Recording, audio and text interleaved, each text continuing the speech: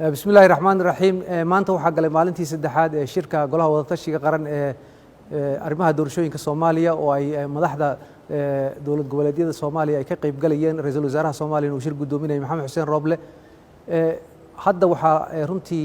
hoos loo galay oo laga wada hadlayaa qodobadii doorashada la xiriiray ee la doonayay in xalka laga gaaro madaxduna si saraaxad leh ay uga doodayaan iyadoo marba qodob maaragtay la soo qaadayo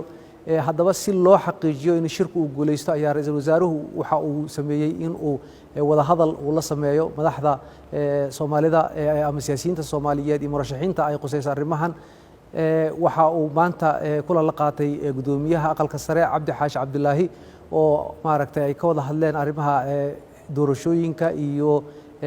arrimaha kale ee quseeya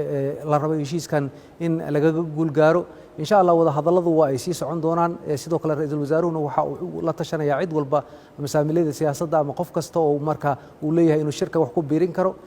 insha Allah sida hadda muuqata qodobo badan ayaa maaragtay horumar laga gaaray oo socda oo ay madaxdu had iyo jeer ka hadlayaan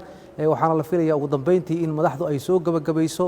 oo shirkaas ay ka soo baxaan natiijo wanaagsan isla markaana Soomaalidu ay ku faraxdo